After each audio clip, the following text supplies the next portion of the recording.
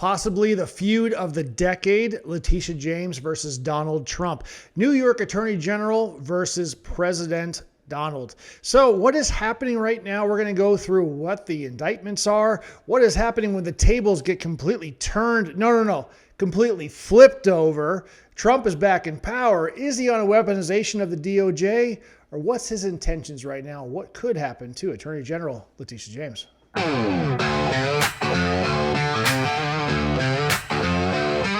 So on October 9th, 2025, a grand jury in Virginia charged Letitia James with bank fraud and making false accusations and statements to a financial institution.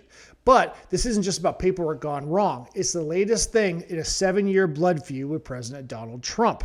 If you haven't been following us, I put a different video up a long time ago, it seems like. But as we progress forward on this thing, remember the background. The background was 2018, Letitia James is running for Attorney General. She calls President Donald Trump an illegitimate president. Remember, this 2018, this is the first term. She vows, I will sue him and I will take on Donald Trump as she pledges to shine a bright light into every corner of his real estate empire. She called him a con man. She called him a carnival barker. I mean, it was campaign gold, if anything, because basically she won in a landslide and everybody rallied behind this thing where she was going to take down the president. Okay, not to mention she's the first black woman attorney general, which of course for all the race baiters out there, the people that check off the boxes, this is perfect for everybody. Okay, fine. So we fast forward. All right. Day one, Letitia James inherits a probe into the Trump Foundation. The Trump Foundation is a charitable arm that is being accused of being like the personal piggy bank of Donald Trump. And this is all going on before she's actually in office. But the suit alleges that there's persistently illegal conduct going on right now with the Trump Foundation. It's like using the foundation funds for political portraits or campaign events. And James, she steers it to a 2019 settlement, and Trump has to pay $2 million in damages. He has to dissolve the foundation, and also the money goes to the veterans group. So good for the veterans groups. But at the same time, fast forward to 2019. So James' offices, they launch a civil probe into the Trump organization. They subpoena years of financial records. Trump, of course, stonewalls. He ignores all the deadlines, doesn't step up for anything. And James hits back and a judge fines him $10,000 a day. Okay, racked up over $110,000 in fines before he basically blinks. So by September 2020, Letitia James unleashes the big one. She goes after the adult children of President Donald Trump, Don Jr., Eric, Ivanka, and the top execs that are trying to say that they are all together defrauding the banks and the insurers by inflating the assets and the values by up to $2.2 billion. So think Mar-a-lago, valued at $739 million, and Trump said it's about $18 million. And you remember this trial in 2023. It was pure drama, okay? Letitia James, she attends. She's smirking at every time a witness crumbles. Judge Engeron, he finds Trump liable for $454 million, which ballooned into $500 million with interest. Okay. So remember, this is also the trial that all the bankers and all the people that were involved in this whole thing, including the appraisers who appraised the property $18 million, came back and said, there is no crime. We're fine with it. We will gladly do more business with the Trump organization, Donald Trump, everybody involved. We'll do all these things with them because they paid their loans back and it's a victimless crime. Okay. But it's not good enough for the judges and Attorney General Letitia James. All right. So August, fast forward a little bit, August 2025, a state court tossed out the penalty because it's excessive, which it is, okay? So it's a win for James. They uphold the law, quote unquote, and Donald Trump doesn't look good, but he's not very happy with that at all. Now enter 2025. Trump comes back to power and payback is on the menu.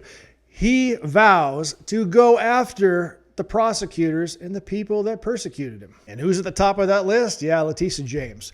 But she's not idle, though. Her office joins with 20 other attorney generals from around the country in suits blocking the Trump's agenda. They challenge his mass deportation plans, his environmental rollbacks, even the food stamp data grabs. In February, Politico says Trump has fascist characteristics. Wow, where have we heard that before lately? And of course, Trump fires back because it's Donald Trump, and he says, meet Letitia James, hate page on his site, dredging up the old quotes that she brought up. So he puts it on his own website to fire back at her. Now, April 2025, FHFA Director Bill Pulte, he's a Trump ally.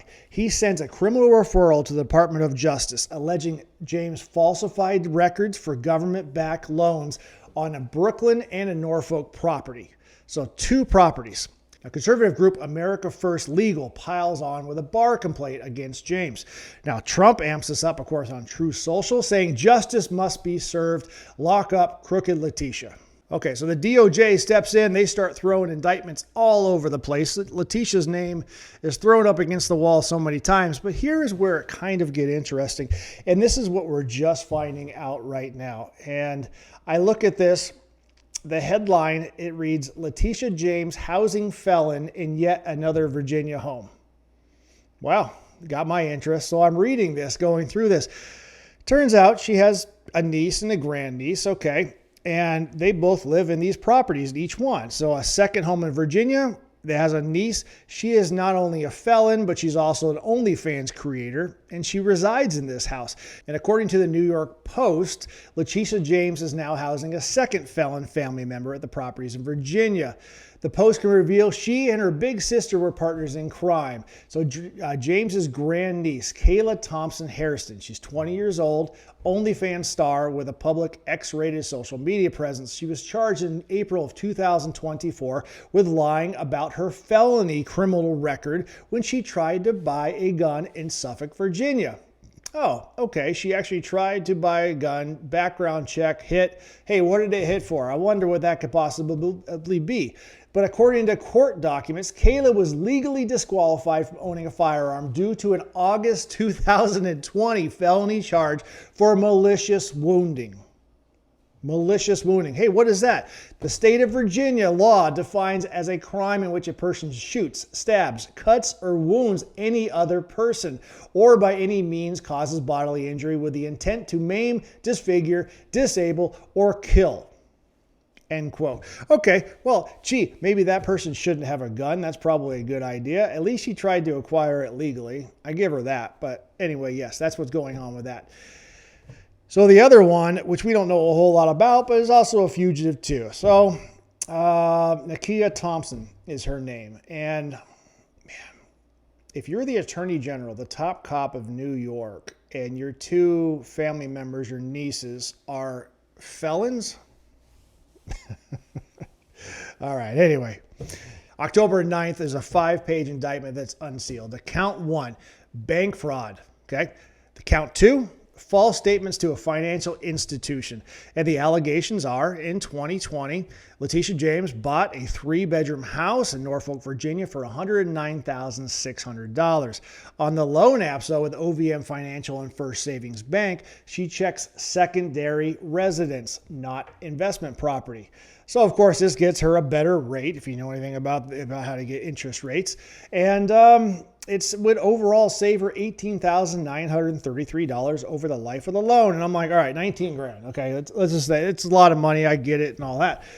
But 19 grand in order to put it on the line for this, for your Attorney General, pretty ill-gotten gain there. Let me just say it that way. But she also sent an email saying it will not be her primary residence, but did not mention anything about her grandniece or her family moving in rent-free. And there's no testimony for all of that. So the penalties. If convicted, she could serve up to 30 years per count and $100 million in fines each. Now, James' lawyer flatly denies that, and this is only Trump's revenge, of course. She blasted it in the video, says, baseless charges from a desperate weaponization of justice. I'll fight while protecting New Yorkers. Okay, so what's the real story behind this? Democrats, they're crying foul. The New York City Comptroller Brad Lander, she said, he said she knew the risks taking on Trump and she did it without fear. Why? Because we really didn't think Trump was ever going to win a second term. I mean, honestly, they certainly didn't think that. That's why they thought they could do all these things, and they thought they would take him down and he would never have the chance to be elected president again. Well, FAFO. But anyway, I'm looking at the way that Trump is just reshaping the DOJ right now. I mean, this is going on with Letitia James. You got James Comey last month. John Bolton is up now too. Is he weaponizing the justice system? Or is this just the second calling of no one is above the law? Yeah, no one is above the law. So anyway, drop a comment. Let me know what you think. If you like this, hit the like button, subscribe, do all those things. I love comments. Just let me know what's going on. What do you think? We're going to keep following this, and we're going to be looking for the truth between lines. Between the lines.